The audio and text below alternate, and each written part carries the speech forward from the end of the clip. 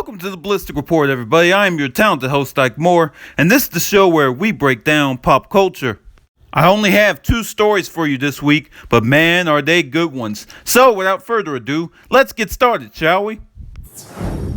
Now, if you know anything about this show, you know I'm not a big fan of celebrity beefs, but this one caught my eye for the simple fact that, for the most part, it was one-sided.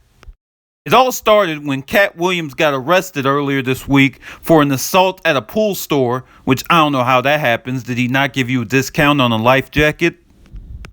Then he does a show in Georgia and pretty much annihilates Kevin Hart, calling him a puppet, saying that he only does what the white people tell him to, and then uploads a video on YouTube challenging Kevin Hart to a $5 million comedy battle in his hometown of Philadelphia.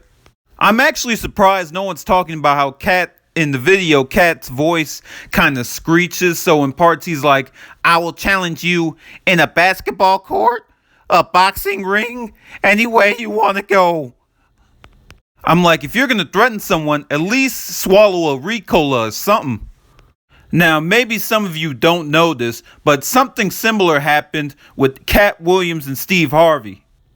These two were both booked for a New Year's comedy show back in 2008. So after Steve Harvey does his set, Katt Williams decides to make this a battle of comedians and starts annihilating Steve Harvey, throwing all types of shots at him.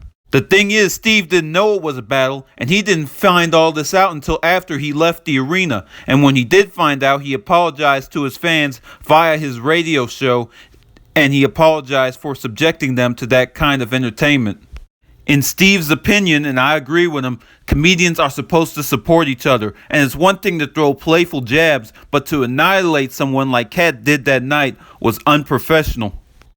This is where the story gets interesting. Now, for the most part, Kevin Hart did not respond to Katt's comments. All he did was put a post on Instagram, pretty much talking about how great it is that he has friends like Dave Chappelle and Chris Rock, comedians that support each other, but he doesn't address Katt. Then, in a surprising move, Katt Williams goes on a radio show and apologizes for what he said. In that same breath, however, he says he's going to do a special in Brooklyn and his main target will be Chris Rock. He said he wouldn't go into detail of why he has a problem with Chris, but he'll get into it at his show in Brooklyn, which will be filmed for a comedy special. Here's the thing. Katt is a funny guy. When he really focuses on his material, he can come up with the funniest stuff. But you do not throw shots at my favorite comedian of all time. Come on. In fact, I know who will be front row at that show, none other than Mr. Crybaby himself, Tyrese, who apparently had some problems with Chris Rock's monologue at the Oscars.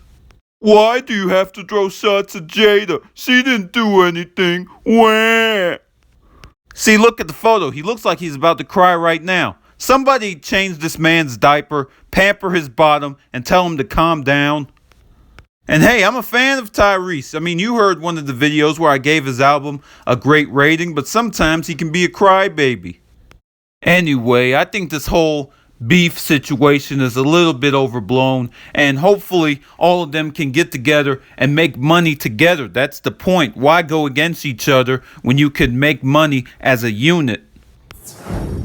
Another story that's got people, in my opinion, kind of overreacting is that the new trailer for the rebooted Ghostbusters was released this week. Even though it has similar plot points with the original, the main difference is it's an all-female cast. It's got comedy all-stars like Melissa McCarthy, Kate McKinnon, Kristen Wiig, and Leslie Jones. Now, I saw the trailer, and to be honest, I wasn't that overwhelmed. There were some parts I liked, but to be honest, nothing really stood out to me. Now, you can totally make the argument of it's only the first trailer. I get that. But the thing is, a first impression is everything. That first look is supposed to grab you right away, and in this situation, it didn't. And man, did the internet release its rage. As I'm recording this, the trailer has about 300,000 dislikes on YouTube. And it's not just because a lot of people were underwhelmed. A lot of it has to do with people not liking the fact that it's an all-female cast as opposed to the original that was an all-male cast. Now, I'm not trying to get political or anything, but the last annoyance I have is the fact that they are women. My main thing was the quality wasn't up to par. These are funny women. They've been on Saturday Night Live. I've seen their work. I know they have that ability, and I hope that this movie showcases it. Honestly, if you're just going to hate the fact that they're women, you're kind of limiting yourself. See the movie this July. Let the jokes swirl in your head. Let the quality swirl in your head, and then form an opinion. I just hope the next trailer they release is a lot better than this one. And that will do it for another edition of the Ballistic Report. I hope you guys enjoyed it. Remember, all of my social media outlets are in the description box below. And if you're new here, welcome to the family. Click that subscribe button. Until next time, I've been your talented host, Ike Moore, reminding you it's okay to be ballistic as long as it's done responsibly.